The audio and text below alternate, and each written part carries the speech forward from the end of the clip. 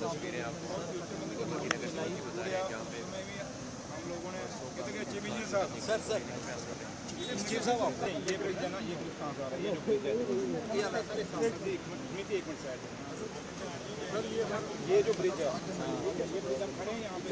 आप क्या माइक पीछे कर लेना, माइक पीछे ये एक स्पैन कम है, ठीक है। अब क्या माइक लगे हुए हैं सर, एदा भी पोस्ट वन वो स्पैन परमानेंट हो गए तो आगे लोगों ने मकान बना दिए हैं सर, उससे आगे ट्रेनिंग करिए। देखो एक चीज मेरी याद रखना, कोई ऐसे कंपनी एक बड़ा जो नुकसान जो है वो यहाँ पर देखने को मिला, लेकिन गनीमत रही कि कोई भी किस तरह का जानी नुकसान जो है वो इस पूरे हादसे में रिपोर्ट नहीं किया गया। हालांकि यहाँ पर पूरी सिचुएशन का जायजा यहाँ पर लिया जा रहा है और ये देखा बढ़ेगा यहाँ से ये स्पैन जब ये पोर्शन बीच में आएगा सर, आपने एक स्पैन बनाना, वो स्पैन कहाँ तक जाएगा, ठीक है सर, क्योंकि एक मिनट मुझे कर फिर मैं आपकी सुनूंगा पूरी। तो वैसे ही रहा, लेकिन थोड़ा दूर रखोगे तो दसागे ना।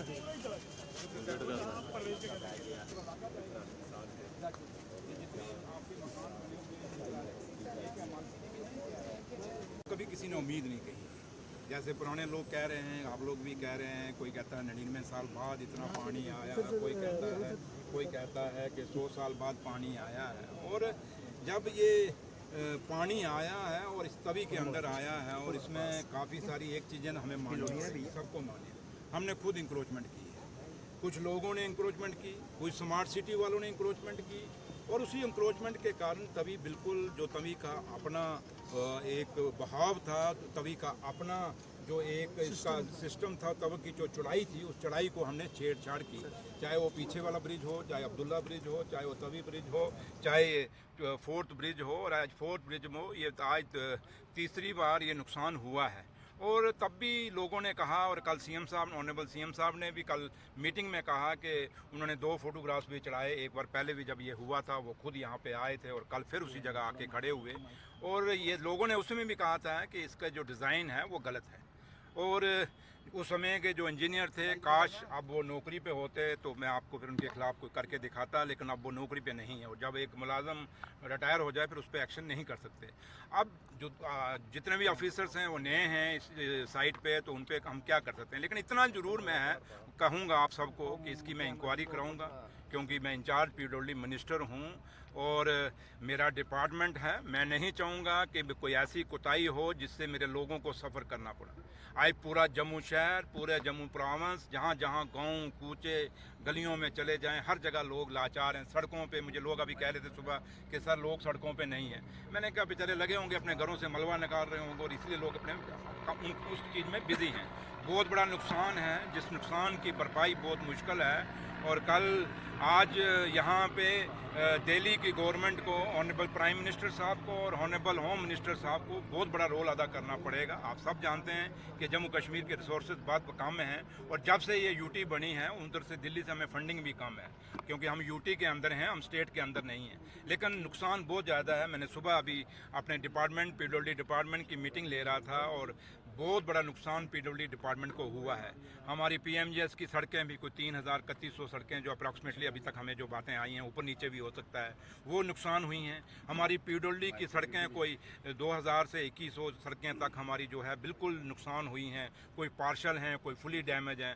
हमारे ब्रिजेज़, हमारे कलवर्ट, हमारे जो काजवेज हैं, ये काफ़ी सारे डैमेज हो गए हैं, जिसमें बहुत सारा हमें नुकसान हुआ है पीडब्ल्यूडी डिपार्टमेंट का पूरा जम्मू, ओवरऑल जम्मू कश्मीर में। कल क्योंकि साउथ में भी कश्मीर में साउथ में भी काफ़ी फ्लड आया है, और इसलिए अब ये सारी चीज़ें हम वर्कआउट कर रहे हैं। कल चीफ मिनिस्टर साहब ने मीटिंग ली, उन्होंने हिदायतें भी दे दी हैं। मैंने अपने ऑफिसर्स को भी कह दिया है कि आप बनाएं। अभी आपको याद होगा हमने सिटी एंड टाउन में सड़कों को मैग्डमाइज़ किया था, उनको ब्लैक टॉप किया था, वो सारा ब्लैक टॉप उखड़ गया है। तो इसलिए काफ़ी सारा नुकसान हुआ है और लोगों की प्रॉपर्टी का बहुत नुकसान हुआ है। चौधरी साहब, इसमें जान का भी नुकसान हुआ है, जिस तरह से वैष्णो देवी में नुकसान हुआ है। आपको लगता है कि अलर्ट के बावजूद यात्रा को रोका मैं उसी बात पे आ रहा हूँ। इसलिए ये लोगों का बहुत नुकसान है। आज जम्मू शहर के अंदर, गाँव के अंदर ऐसे ऐसे लोग हैं जिनको खाने को, उनका बिस्तरे बह गए, उनके कपड़े बह गए, उनके गैस सिलेंडर तक बह गए। आज उनको खाने के लिए कुछ नहीं है।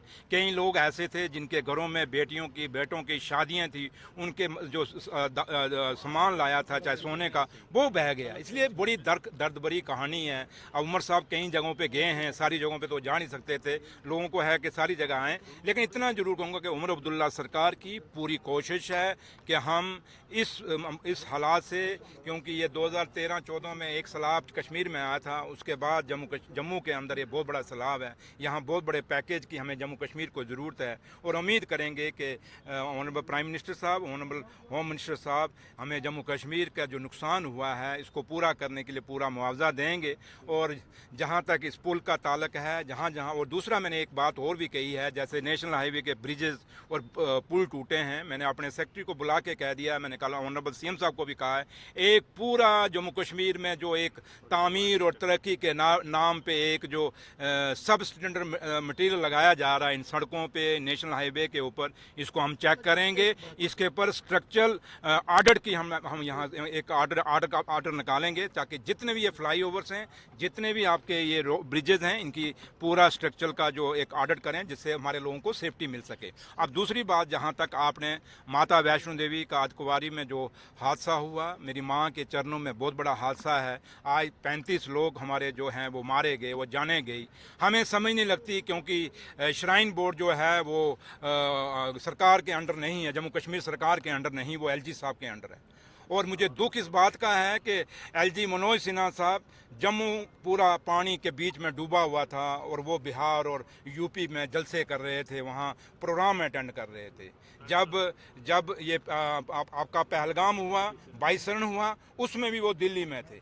जब जम्मू कश्मीर को एक फुल फ्लैज सरकार चाहिए, यहाँ टेम्परेरी सरकार नहीं चाहिए। यहाँ वो सरकार चाहिए जो जम्मू कश्मीर की आबू हवाओं को जानती है, जो जम्मू कश्मीर के लोगों के मिजाज को जानती है, जो जम्मू कश्मीर के क्लाइमेट के मिजाज को जानती है। हमें वो सरकार चाहिए। हमें वो सरकार नहीं चाहिए जो जम्मू कश्मीर में आके अननेसेसरली इंटरफेयर करे। आज मचेल से इन्होंने सबक नहीं सीखा।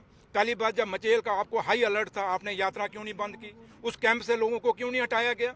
उसमें आपने गलती की। परसों आपने देखा होगा डीसी सिर्फ हो गए हैं झंडी दिखाने के लिए यात्राओं को। मणि महेश की यात्रा, मचेल मात्रा की यात्रा होने के बाद भी मणि महेश की यात्रा को झंडी दिखाई गई। क्या ये लोगों के साथ कहीं ना कहीं धोखा नहीं है? आप लोगों को मौत के अंदर धकेल रहे हैं यहाँ से। क्या एडमिनिस्ट्रेशन का काम है कि इतना बड़ा अलर्ट है तो उसको रोकना है या भेजना है?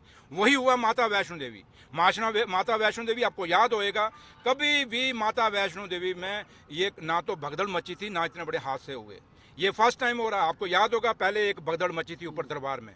हम छोटे छोटे होते थे, आप लोग भी माता वैष्णो देवी जाते होंगे, हम लोगों को कटरा में ही रोक दिया जाता था। देखते थे कि अब अर्धकुंवारी में कितने लोग हैं और माता के दरबार में कितने लोग हैं, उसी मुताबिक यात्रा नीचे से छोड़ी जाती थी। ये पहली दफ़ा हम ऐसा निज़ाम देख रहे हैं जो यात्रा पे कंट्रोल ही नहीं है। फिर पर्ची किस चीज़ की है? और आज अगर ये जो यात्रा, अगर आज यात्रा में जो लोग 35 मारे गए हैं, ये पूरा का पूरा, आप ये नहीं कहें कि ये मारे गए हैं, ये एक क्रिमिनल ट्रांसपेरेंसी है।